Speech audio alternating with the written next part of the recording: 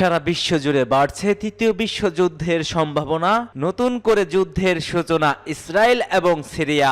আর এরই মধ্যে আমাদের হাতে এসে পৌঁছেছে কিছু গুরুত্বপূর্ণ আন্তর্জাতিক সংবাদ। শুরুতে জানিয়ে দিচ্ছি সংবাদ শিরোনাম। এবার আসাদের পতনের পরও মার্কিন সেনারা সিরিয়ায় থাকবে বলছে হোয়াইট হাউস।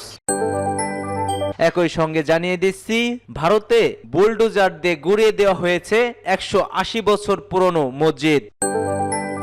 এরপরে থাকবে গাজায় ইসরায়েলি হামলায় নিহত আরো 34 ফিলিস্তিনি এবং ইসরায়েলি বিমান হামলায় ধ্বংসস্তূপ সিরিয়া নৌবহর হয়েছে।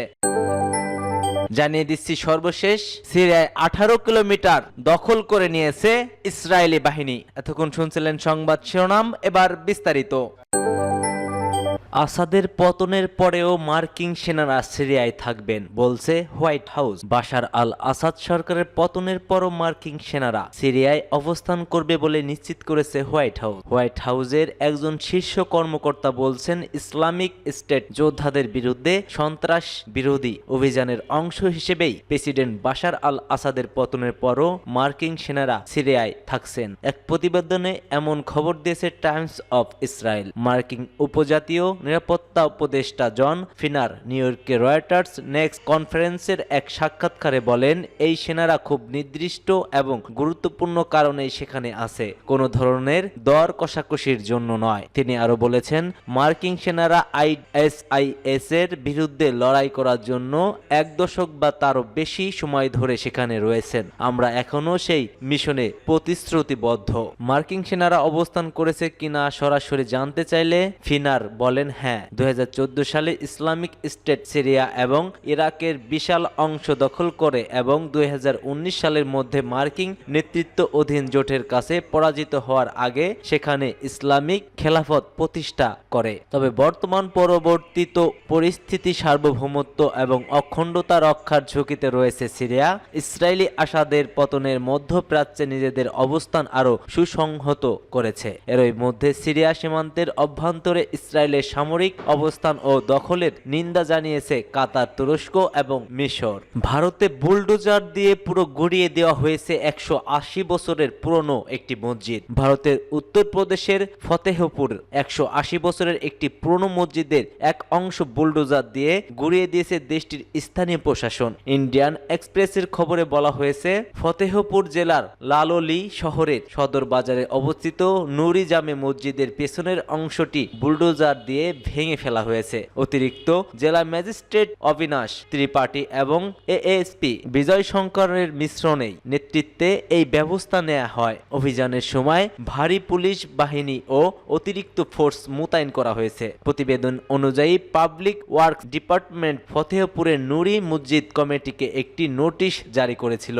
নোটিশে বলা হয়, ড্রেন নির্মাণের মসজিদের পেছনের অংশ বাধা সৃষ্টি করেছে। মসজিদ কমিটি এ নিয়ে 1 মাস সময় চেয়েছিল, কিন্তু সে সময় দেওয়া হয়নি। মসজিদ কমিটির সেক্রেটারি সৈয়দ নুরি বলেন, এলাহাবাদ হাইকোর্ট দায়ের করা রিটেন শুনানি 13 ডিসেম্বর হলেও প্রশাসন তার আগেই ব্যবস্থা নিয়েছে। এদিকে এসপি বিজয় শঙ্করের মিশ্রণে বলছেন, নিয়ম অনুযায়ী এই পদক্ষেপ নেওয়া হয়েছে এবং শান্তি শৃঙ্খলা পরিস্থিতি সম্পূর্ণ নিয়ন্ত্রণেই রয়েছে। আর অতিরিক্ত জেলা ম্যাজিস্ট্রেট ত্রিপাঠী দাবি করেন, মসজিদ কমিটি উচ্চ আদালতের কিছু পিটিশন দাখিল করেছে, কিন্তু এটি এখনো শুনানির জন্য তালিকাভুক্ত করা হয়নি। এক অংশ ভেঙে ফেলা হলেও মসজিদের মূল ভবন অক্ষত রয়েছে। ওই অঞ্চলে মানুষ যাতে কোনো রকম নাগরিক সুযোগ সুবিধা না পায় তা নিশ্চিত করতে পৌর প্রশাসন ও পঞ্চায়েতকে চাপ দিয়ে আসছে রাষ্ট্রযন্ত্র। সেখানে ঘৃণার রাজনীতি আমদানি ঘটিয়ে সামাজিক বিভাজনের ভেতরে দিয়ে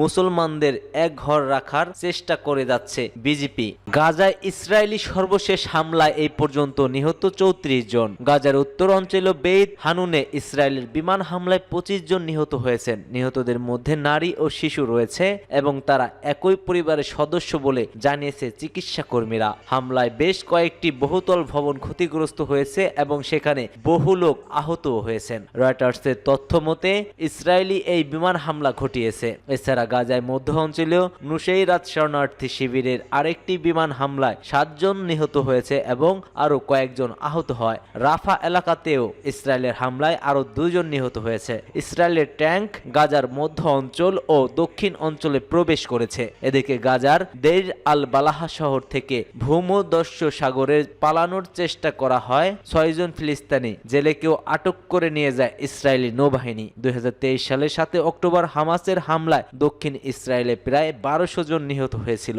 এরপর থেকেই গাজা ইসরায়েল পাল্টা হামলায় 44,700 জনেরও বেশি ফিলিস্তিনি প্রাণ হারিয়েছে।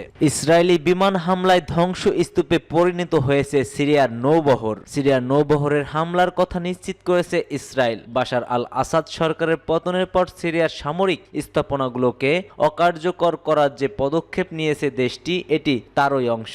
এক বিবৃতিতে ইসরায়েল ডিফেন্স ফোর্স বা আইডিএফ বলছে, আল বাদাই ও লাতাকিয়া বন্দরে তারা হামলা চালিয়েছে। সেখানে সিরিয়ার নৌবাহিনীর 15টি জাহাজ নোঙর করা ছিল।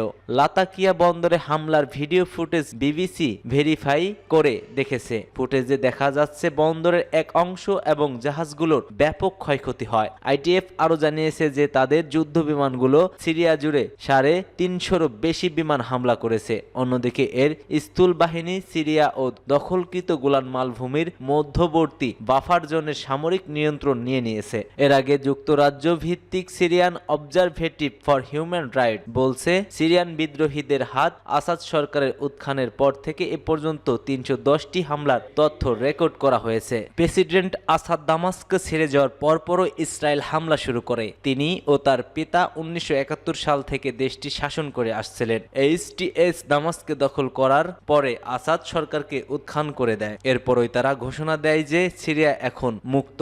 সিরিয়ার 18 কিলোমিটার দখল করে নিয়েছে ইসরায়েলি বাহিনী। ইসরায়েলি বাহিনী সিরিয়ার অভ্যন্তরে 18 কিলোমিটার পর্যন্ত প্রবেশ করেছে এবং দামাস্কের কাছাকাছি তাদের সেনার অবস্থান নিয়েছে।